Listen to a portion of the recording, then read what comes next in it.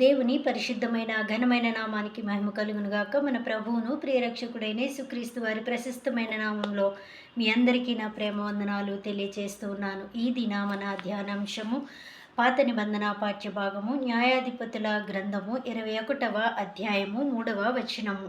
యెహోవా ఇశ్రాయేలీయుల దేవా, నేడు ఇశ్రాయేలీయులలో ఒక గోత్రము లేకపోయెను, ఇది ఇశ్రాయేలీయులకు సంభవింపనేలా అని బహుగా ఏడ్చిరి. మరి ఇశ్రాయేలు 12 గోత్రాల్లోనూ బెన్యామీను అనేటువంటి గోత్రాన్ని దేవుడు మరి తుడిచివేసినట్లుగా, లేకుండా చేసినట్లుగా మనం మరి బైబిల్ గ్రంథంలో చూస్తాం. ఈ 20వ అధ్యాయం అంతా మనం ధ్యానం చేసినట్లయితే ఎందుకు ఈ గోత్రాన్ని దేవుడు శిక్షించాడు, మరి ఈ గోత్రంలో ఉన్నటువంటి కొంతమంది పోకిరి చేష్టలు గలవారు అని బైబిల్ గ్రంథంలో రాయబడి ఉంది. వారిని బట్టి ఈ గోత్రాన్ని దేవుడు శిక్షించినట్లుగా మనం చూస్తాం. ఈ గోత్రము ఇశ్రాయేలు గోత్రము. మరి ఇందులో 12 గోత్రాల్లోనూ ఈ బెన్యామీను గోత్రంలో ఉన్నటువంటి వారు పరాక్రమశాలురు. అలాగే మరి ఎడమ చేత్తో మరి వారు చేసేటువంటి విలువిద్య మనం చూసినట్లయితే ఎడమ చేతి వాటము గలవారు అని బైబిల్ గ్రంథంలో రాయబడి ఉంది. అంటే మంచి క్వాలిటీస్ ఉన్నటువంటి మరి ఈ బెన్యామీను గోత్రం వారు. మరి వీరిలో కొందరు చేసినటువంటి పొరపాటు వల్ల, కొందరు చేసినటువంటి తప్పు వల్ల మరి ఈ గోత్రానికి మరి శిక్ష విధించడం, దేవుడు శిక్ష విధించడం మనం చూస్తాం. అసలు ఏం జరిగింది మనం ఆలోచన చేసినట్లయితే మరి ఇశ్రాయేలు చరిత్రలో కొంతమంది మరి మంచివారు, ఎక్కడైనా కొంతమంది మంచివారు, కొంతమంది చెడ్డవారు ఉంటారు. అలాగే ఈ గోత్రంలో కొంతమంది చెడ్డవారు కూడా ఉన్నారు. అక్కడ ఒక లేవీయుడు ఉండేవాడు. మరి అతను ఎఫ్రాయిము కొండ ప్రాంతానికి చెందినటువంటి వాడు బెత్లెహేముకు చెందిన ఒక ఉపపత్ని అతనికి ఉండేది. ఈమె ఒక చెడ్డ పని చేసి మరి భర్త మీద కోపంతో తండ్రి వద్దకు వెళ్ళిపోయినప్పుడు ఇతను ఆమెను తిరిగి తెచ్చుకోవడానికి ప్రయత్నంగా మరి అక్కడికి వెళ్ళి తన మామగారితో మరి నీ కుమార్తెను నా దగ్గరకు పంపించి వేయి అని తన మామగారిని వేడుకున్నాడు. అప్పుడు అతను చాలా సంతోషించి అతన్ని 3 దినాలు ఉండమని మరి అడిగితే 3వ దినాన్ని అతను బయలుదేరాడు. అయితే ఇంకా ఆ తండ్రి ఇంకా ప్రేమతో ఇంకా 2 రోజులు ఉండమని అడిగినప్పుడు అతను 5వ రోజు బయలుదేరి మరి తన గాడిదను మరి తీసుకొని మరి తన భార్యను తీసుకొని బయలుదేరినట్లుగా బైబిల్ గ్రంథంలో మనం చూస్తాం. మరి వారు తిరిగి వచ్చుచుండగా మార్గమధ్యంలో మరి చీకటి పడింది. ఆ చీకటి పడినప్పుడు వారు గిబియా అనే ప్రదేశానికి వచ్చారు. ఆ గిబియా అనే ప్రదేశానికి వచ్చినప్పుడు వారు అందరినీ అడిగారు ఎక్కడైనా స్థలం దొరుకుతుందేమో అని. అయితే వారెవరు కూడా వారిని చేర్చుకోలేదు. అయితే ఒక వృద్ధ రైతు అని బైబిల్ గ్రంథంలో రాయబడి ఉంది. అతను, అయ్యా మీరు ఎక్కడి నుంచి వచ్చారు, మరి మీరు వీధిలో ఉంటే మరి అది సరికాదు కాబట్టి మీరు నా ఇంటికి రండి అని వారిని చేర్చుకోవడం జరిగింది. అయితే వారిని చూసినటువంటి కొంతమంది అల్లరిగాండ్లు, పోకిరిగాండ్లు అని బైబిల్ గ్రంథంలో రాయబడి ఉంది. మరి వారు ఈ వృద్ధ రైతు దగ్గరికి వెళ్ళి నీ దగ్గరకు వచ్చినటువంటి వారిని మాకు అప్పగించు అని అడిగినప్పుడు, అయ్యా వారు మా ఇంటికి వచ్చినటువంటి అతిథులు, నేను ఎలాంటి పరిస్థితిలో కూడా వారిని నేను అప్పగించను, నా కుమార్తె ఉంది మీరు తీసుకెళ్ళండి అన్నప్పుడు, నీ కుమార్తె మాకు అవసరం లేదు, నీ ఇంటికి వచ్చిన వారిని నీవు మాకు అప్పగించు అని మరి వారు బలవంతము చేసి బలత్కారముగా మరి మాట్లాడుతున్నప్పుడు అతను ఏమీ చేసేది లేక వారు ఆ ఉపపత్నిని అప్పగించడం జరిగింది. తెల్లవార్లు వారు మరి ఆమెను మరి చాలా చిత్రహింసలకు గురి చేశారు.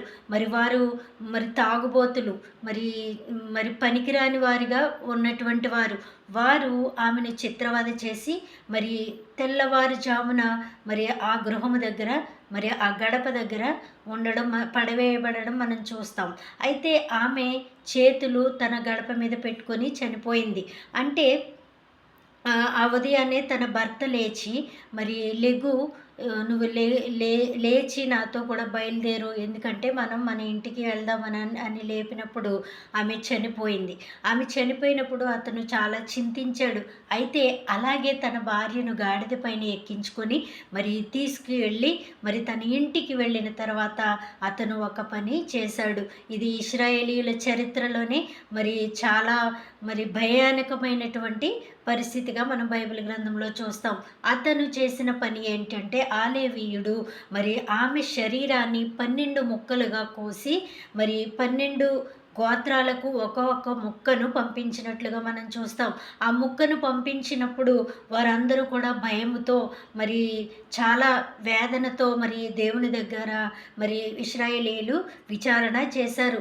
అయితే మేము ఈ గిబియా ప్రాంతంలో ఉన్నటువంటి వారి మీదకి మరి ఆ బెన్యామీనీయుల మీదకి మేము యుద్ధానికి వెళ్ళాలని దేవుని దగ్గర వారు విచారణ చేసినప్పుడు, మీరు వెళ్ళండి, మీకు జయాన్ని అనుగ్రహిస్తానని దేవుడు చెప్పాడు. అయితే మేము ముందుగా ఎలా వెళ్ళాలి అని అంటే, ముందుగా బెన్యామీన్ని వారు అడిగారు, ఏమని, మీరు అప్పగించండి మాకు వారిని అంటే వారు ఒప్పుకోలేదు. వారు యుద్ధానికి సిద్ధమన్నారు.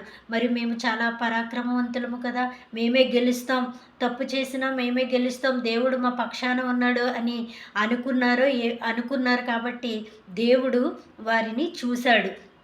అయితే ఇశ్రాయేలీయులకు మీకు విజయాన్ని ఇస్తాను, మీరు వెళ్ళండి అని చెప్పినప్పుడు మరి ముందుగా ఎవరు వెళ్ళాలన్నప్పుడు యోధా గోత్రాన్ని దేవుడు వెళ్ళమన్నాడు. అయితే వారు మొదటిసారిగా ఓడిపోయారు. ఎందుకంటే బెన్యామీనీయులు చాలా పరాక్రమము గలవారు అని బైబిల్ గ్రంథంలో ఉంది.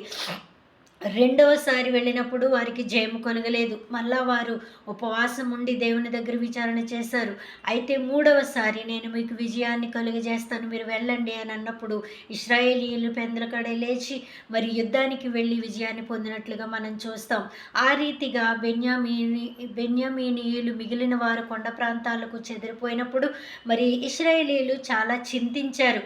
మరి ఇలాంటి స్థితి ఏంటి అని వారు చాలా చింతించారు. ఒకానొకప్పుడు వారు ఒక ఒప్పందం చేసుకున్నారు, మన పిల్లలు ఎవరిని కూడా బెన్యామీను గోత్రం వారికి వివాహానికి చేయడానికి ఇవ్వకూడదు అని మరి వారు అనుకున్నప్పుడు మరి తర్వాత వారు మనలో నుండి ఒక గోత్రం ఇలా వెనుకబడిపోవడం, ఇలా లేకుండా పోవడం అది మంచిది కాదని దేవుని దగ్గర విచారణ చేసినప్పుడు దేవుడు మరలా వారి మనవి అంగీకరించి మరి ఇశ్రాయేలీయుల పిల్లలను మరి బెన్యామీనులకు ఇచ్చినప్పుడు ఆ గోత్రము మళ్ళా స్థిరపరచబడడం మనం చూస్తాం.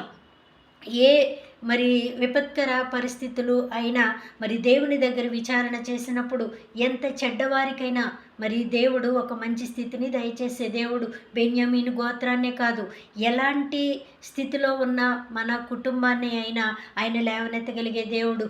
మనకి మరి ఏదైనా ఒక స్థితి మరి మనం లేని స్థితి మనకు ఉన్నప్పుడు కూడా దాన్ని దేవుడు ఇవ్వగలిగే మరి గొప్ప దేవుడు, శక్తిగల దేవుడు అని మనం నమ్మి ఆయన దగ్గర విచారణ చేసినట్లయితే మరి జరిగిపోయింది కానీ దేవుడు మరి నూతన జీవాన్ని, నూతన ఉజ్జీవాన్ని, నూతన క్రియలను జరిగించే దేవుడు. అలాంటి దేవుడు మనందరికీ ఉన్నందుకు మనం ఎంతో సంతోషించవలసిన వారమై ఉన్నాం. మన జీవితాల్లో కూడా మేలు చేసే దేవుడు మనందరి జీవితాల్లోనూ మరి మేలు చేసి ఆయన మహిమ పొందులాగున ఆయన కృప మనందరికీ తోడై ఉండునుగాక. ఆమేన్.